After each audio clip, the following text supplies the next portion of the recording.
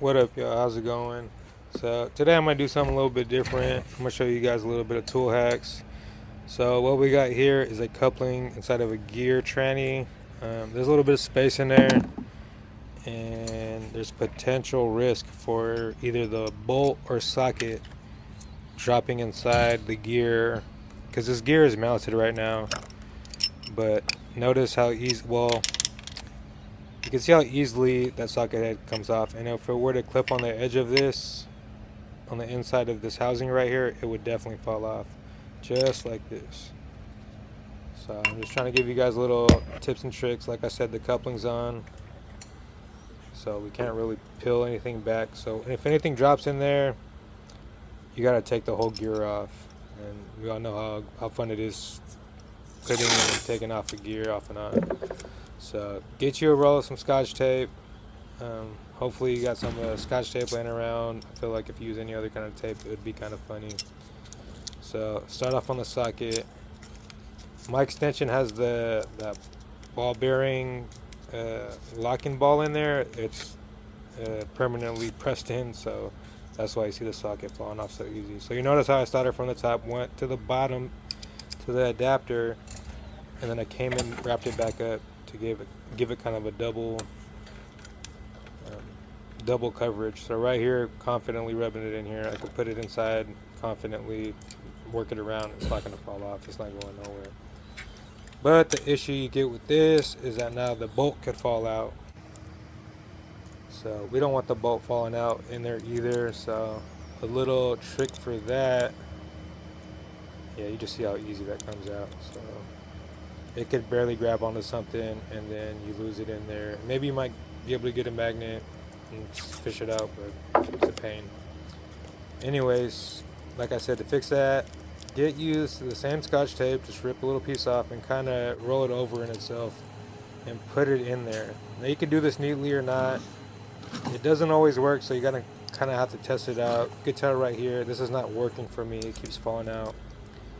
So there you go. Just take the tape out. Give me a new piece of tape. I'm gonna try to roll this one up a little bit neater.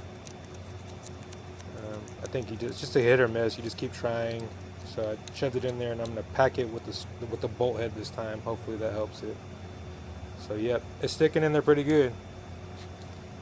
Yep, this is what you're looking for. So test it out definitely. It's a quick little 30-second test, and it'll get you a long way rather than trying to put that or fish that bolt out or the washer on there out just because something didn't do what it was supposed to. Throw some Loctite on the bolt. Put it through the coupling. Let it attach to the flywheel. Just putting the light inside the gear just for this one right here. This is a special kind of marine gear, so.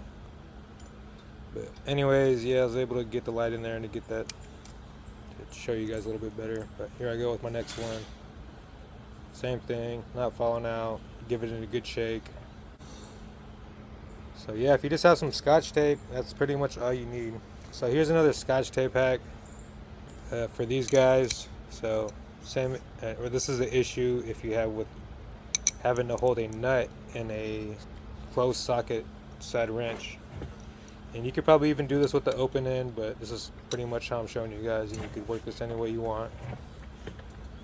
So this is the issue you'd run into where you'd have to kind of reach over and kind of bolt something in, but the nut keeps dropping every time you reach over.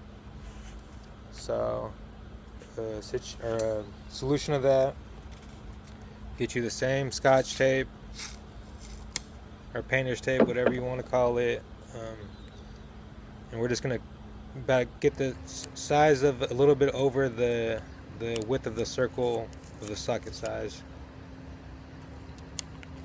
And you're gonna want to get the sticky side on the inside. You don't want it on the outside. You don't want it sticking to the head of the nut.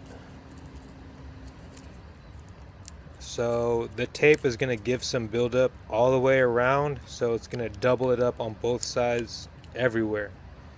So it's going to stick in there and it's going to stay in there. And go ahead and test fit it too a couple times, make sure it's just not falling out. And then boom, here you go. This is the example. You just reach it down there where your hand can't reach, but the wrench can, and then you just start tightening it and whatever you got to do. So there you go. This is another little tool hack with some Scotch tape. Now you could do this in two ways. If you like this, you can notice how if you leave the top closed and you just twist the bolt, it'll recess out, and then that way it automatically recesses out, and then you could just hit it with the open-ended side. But if you don't want that and you just want to just leave it down there and just twist it on until it tightens, just poke a hole through it real quick, and I would even fish it through all the way just to make sure that that bolt doesn't catch on any of the tape. But you can see right there that pretty much it's the same concept. Now it's just fishing through. You don't got to take it off or it's not going to recess out and then pop off the socket head. So just a little tip trick for that right there. Hopefully it helps you guys. And this is a little tip on the tip.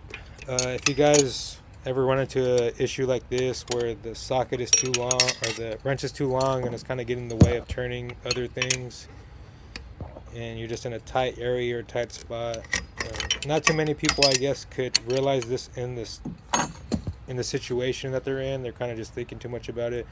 But just grab you a little crow's foot. I mean, this is what they're meant for, really. So you could put an extender on that, or you could just, put it on a socket. Yeah, if it's the tight space, don't forget you can put an extender on that if you need to tighten something up. But anyways, now I have it at an angle at the direction I need it in. So, I mean, that's all it is right there. And just tighten it to what you need to, or you could throw a torque wrench on it, and then you got to torque down whatever you got to torque down. Definitely look into how the torques dynamics work. But thanks for watching.